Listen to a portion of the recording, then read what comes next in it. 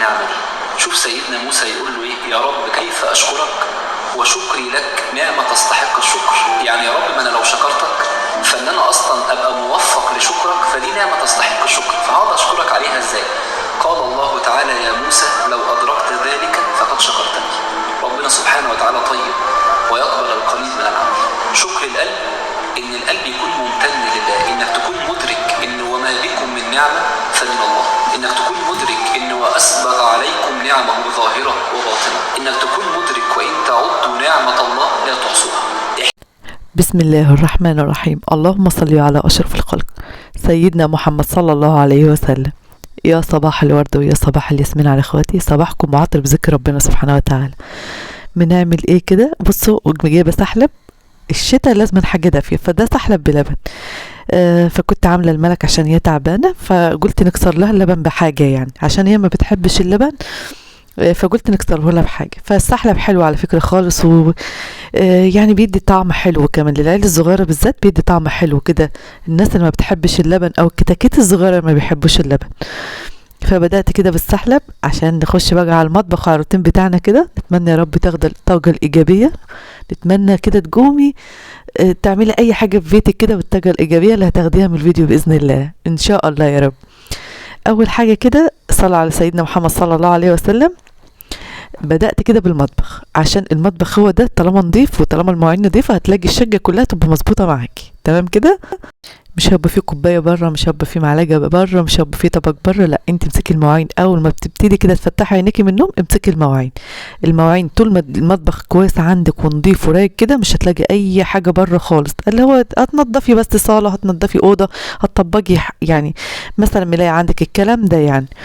فاول ما تصحي الصبح من النوم اولادك مش في البيت، امسكي فتحي الشبابيك، خدي الطاقه الايجابيه، طلعي الطاقه السلبيه من البيت، شغلي اذاعه القران الكريم. احنا في مصر مشغله على طول، طبعا اخواتي اللي بالخليج مش عارفه هل موجوده عندكم ولا لا، بس عامه شغلي القران في البيت عشان تطلعي الطاقه السلبيه. القران اللهم بارك يا رب بيدي ارتياح نفسك، تحس كده جواكي هدوء، تحس في سكينه جواكي كده وانت بتشتغلي. شغليه، ما انت دلوقتي هتبقى دماغك فين؟ هتبقى دماغك مع القرآن وهو شغال. انت كده بتستفادي ان انت بتاخدي حاجة في يومك حلوة. القرآن كله طاقة ايجابية، اللهم بارك يا رب. فخلصت البوتاجاز، دخلت على المواعين. الحمد لله كده كنت خلصت هنا وخلصت هنا. طول ما ايديكي في الشقة هتلاقي كل حاجة هتبقى بسيطة معاكي. استعيني بالله في كل امورك، وطول ما انت واقفة اعملي حاجة بتحبيها هتلاقي كل حاجة كده بحب، براحة نفسية، بحاجات حلوة خالص. كنت جايبة بريل بقى مواعين، فضيته البريل ده، جبت كيسين ب10 تمام، ومخلية اللي هو الجيركن ده ساعة ما كنتش جايبة بريل، ما عنديش بريل من بتاع التموين، بنجي جايبة كيسين من ده، كيسين ب10 بيمسكوني فترات طويلة خالص. وكان باجي معايا 3 جنيه، جبت برضو بيهم بريل فرد، هنحط ده هنا وهنحط ده هنا، مفيش حاجة ما بتنفعش.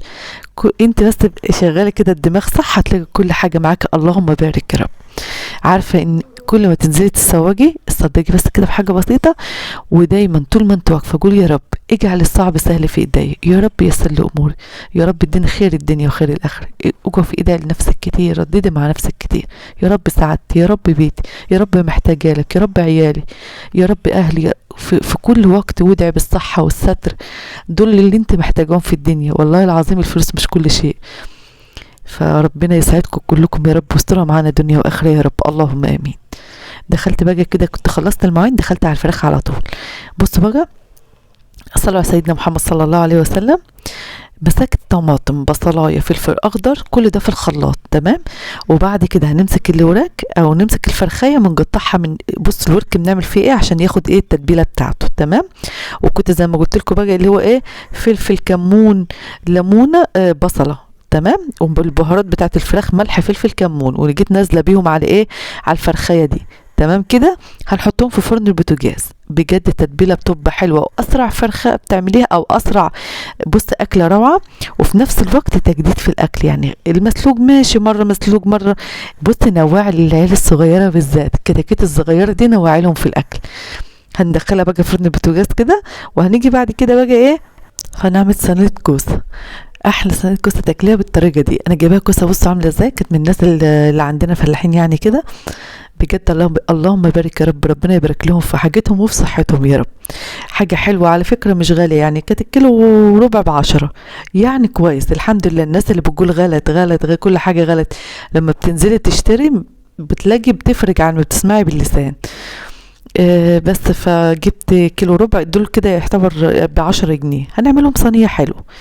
انا نقصد نقولك ايه، الناس اللي بتقول حاجة غلط، بصي والله حتى لو غلط، لو هتجيبي من كل حاجة نص كيلو، لو هتجيبي من كل حاجة كيلو، الحمد لله امشي على قد ما قدرتك، وربنا هو عنده الستر وعنده الصحة وعنده كل حاجة حلوة. والله ساعات تبقى الحاجة صغيرة وتلاقي فيها بركة، عشان انتي مباركة في بيتك، عشان انتي عارفة حقوق ربنا ومش ناسية اي حاجة خالص، وعارفة ان في حاجة عليك. الحمد لله رب العالمين. كده بقى خلصت. هنعملها صينية، عملتها ترانشات زي ما انتم شايفين كده. هنجي جايبة بقى في صينية صغيرة بقى كده، عشان ما تبقاش ان هي ايه يعني على قد ما هنعمل. وهنيجي حاطة عليها بصلة ترانشات، والطماطمية حلوة برضو كده، فلفل ملح كمون، بهارات فراخ حبة صغيرين برضو، يعني كل ده بيدي طعم. عندك مكعب دجاج حطي، انا ما كانش عندي بصراحة، فكلنا نفيد بعضنا. ليه مش عامله مسبك؟ عشان المسبك بيتعب حقيقي، الناس ما عادش زي الاول، كل حاجه كيماويات، كل حاجه. فما عادش اللي هو الواحد يسبك الاكل جامد والدسم والكلام ده، لان كل ده حاليا بيتعب. كل ما تروح عند دكتور يقولك لا بلاش مسبك، بلاش دهون، بلاش. فالواحد بيعمل الاكل كله نايف نايف صحي، يعني كده الخضروات كلها مع بعضها خضرة، فكله بيفيد بعضه. حطيت طماطم زي ما انتم شايفين برضو، حبة عصير طماطم حلوين كده، ونيجي ايه حطها بقى، هنحط بس كوباية مية. عندي شوربة ماشي، ما عنديش شوربة خلاص، بس انا كنت الفرخة عاملاها ايه، عاملاها في فرن بوتاجاز، فما عنديش شوربة ليه. حطيت كده مج مية، ونيجي حطها بقى ايه طماطمية برضو من فوق كده، عشان بتديها حلوة يعني كده، اكنك برضو كده مسبكاها، بس مش تسبيك اللي هو التسبيك يعني. وهنيجي حطها على البوتاجاز، وبعد كده ندخلها فرن البوتاجاز. بجد بيبقى طعمها حلو وسهل، مع الشمس ماشي، مع فراخ ماشي، مع لحمة ماشي، اللي بيبقى عندي. بصوا الجمال بقى طلعت عاملة ازاي كده، كنت الفرخة خلاص استوت من تحت، بصوا بجد حلوة وسهلة وبسيطة، واحلى طعم تاكلي حقيقي. بصوا هي مش مسبكة على فكرة، انا مش عاملة تسبيكة معاكم، هو كله ني في ني، والله طعمها روعة. جربيها بالطريقة دي، نتمنى يا رب بإذن الله تعجبك. كده كنت خلصت بقى خلاص، فاضله ايه، فاضله كنت هنعمل الرز، والفرخايه بقى هنحطها على الشوايه. ممكن تعمليها بلحمه، عندك قطع لحمه ممكن برضو تحطي جواها قطع لحمه، مفيش حاجه ما بتنفعش، كل حاجه كده تشغلي دماغك ولا هتطلع معاكي زي العسل. وكده كنت حطيت البريل، هنعمل كمان جزاز، هنعمل بقى الجزازه دي كان 3 جنيه بقوا مني، فجبت بيهم برضو. هنحط بس ايه كيس واحد، يعني خليه تحت غسيل المواعين، ونشيل بقى دول ايه لحد ما نيجي نعمل تاني. بس فكل الموضوع ان انت تبقي نفسيا مرتاحة، كل الموضوع ان انت تبقي على اتزان، تبقي صاحية كده في تفاؤل الدنيا كله، عشان ربنا منعم عليك بحاجات كتير والله العظيم. الصحة والستر يا جماعة وراحة البال بكنوز الدنيا وما فيها.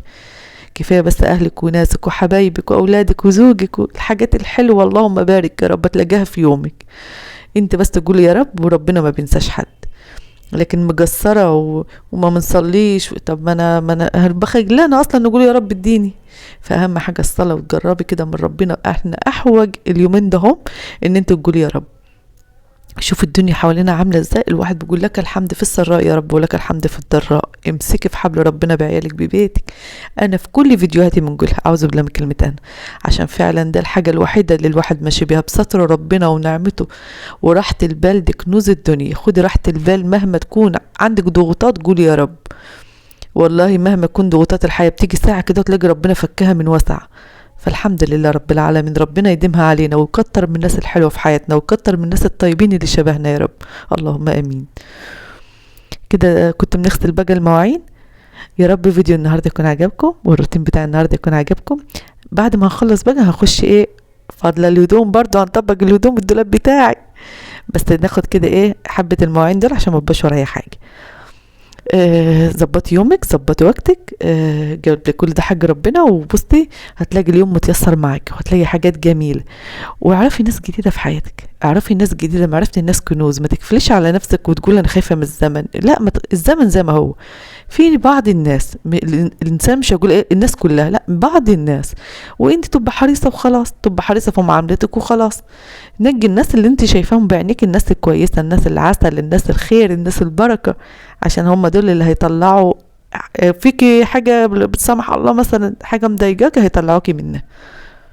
ربنا يهنينا ويساعدنا جميعا يا رب، اللهم امين.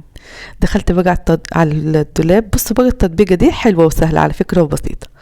بدل مثلا ما تطبقيها قطعتين كده، ممكن تعمليها كده. بصوا هي كده سهلة وبسيطة خالص، وبتدي منظر بيبقى حلو خالص.